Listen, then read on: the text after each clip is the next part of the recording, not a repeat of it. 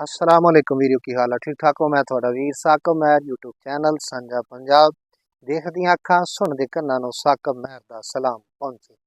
सियाणे कहंदे जिथे वेख्या तवा भरात उत्थे कटिया दिन ते रात।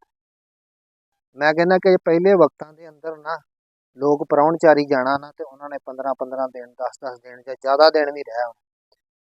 उदों गल की सी भी पैदल सफ़र हुंदे सी, लोग तुर के सफ़र करते सी जां फिर खच्चरां ते ऊठां ते घोड़ियां ते इदां सफ़र करते सी लोग। ते ओह किसी ने दूर दराज जाना ते 2-2 4-4 दिन जिहड़े सफ़र च ही लंघ जाने ते अगले घर वाले ने भी फिर आखना कि चलो इन्ना सफ़र करके आए आ ते ओह कोई 10-15 दिन जो ना रह भी जाना ते एड्डी टेंशन ना होनी। फिर बाद दे विच जदों जाना हुंदा सी ना फिर इदां ही कोई छई छमाही साल ही लंघ जांदे सी। ते हुण ते सानूं अल्लाह पाक ने इदां दीयां सवारियां दे दित्तियां कि सफ़र दा पता ही कोई नहीं, बंदा 100 दिहाड़ी च मैं कहना जिथे मर्जी जावे मुड़ के आ जांदा उत्थे है। ते गल करन दा मकसद ये है भी उदों लोकां दे विच ना एहसास ही एक दूसरे दा जे जाना भी ना प्राहुणचारी भी किसी ने जाना ते उन्हें घर वाले दा एहसास करना ते घर वालिआं ने भी प्राहुणे दा हया करना भी प्राहुणा आया।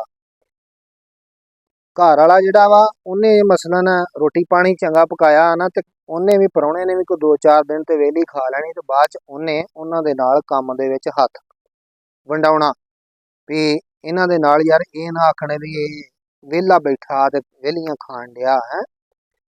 ते हुण पता की हिसाब किताब महंगाई इन्नी हो गई है ना, मैं कहना कि प्राहुणा जाना ते प्राहुणा रखना बड़ा सामना औखा हो गया। वो किदां जिद्दां सियाणे कहंदे ने भी 3 दिन हुंदा प्राहुणा ते मैं कहना भी हुण टाइम ही इन्ना कीमती लोगों वास्ते बन गया भी पहलों तो किसी के कोल इन्ना टाइम नहीं है भी जाके इन्ने दिन रवे कोई। ते दूसरे नंबर ते जदों अगले घर वाले दा ला लईए जिहदे कोल जाना ਉਹਦੇ ਕੋਲ भी इन्नी अमाउंट नहीं, इन्ना कैश इन्ने पैसे नहीं है भी इन्ने दिन प्राहुणा सांभे क्योंकि महंगाई इन्नी है खिच पैंदी है कालजे जदों प्राहुणा सांभीए। ਉਹ इदां ही कोई बंदा सी ना, वो गल ये हुण बनी है भी वो बंदा सी ना जिद्दां भी उन्हें जाना प्राहुणचारी ते वेलड़ सीगा ना घर ना बाहर अग्गा पिछा ते उन्हें निकल जाना प्राहुणे भी जाने कदे 4 दिन लंगर पानी वल खावांगे।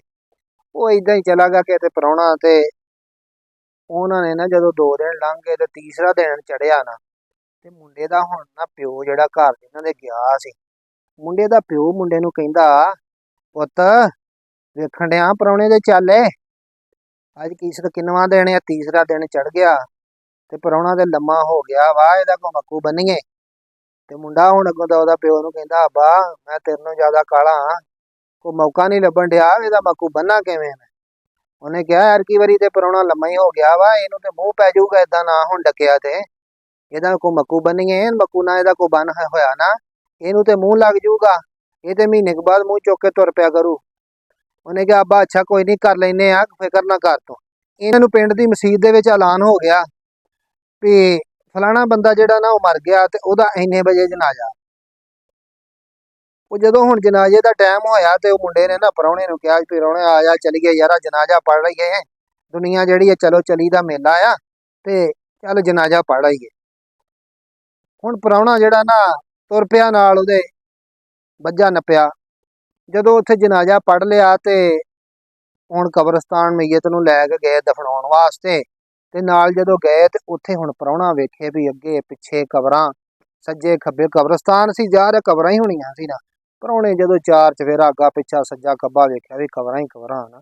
प्राहुणा दवा दा उहनूं मुंडे नूं कहंदा कि मुंडिया, वो कहंदा हाँ भी तुहाडे पिंड दुनिया बहुत ही मरी है यार है, बड़ियां कबरां ने भी अगे पिछे सारे कबरां ही कबरां, बड़ी दुनिया बड़ी खलकत मरी तुहाडे पिंड दी।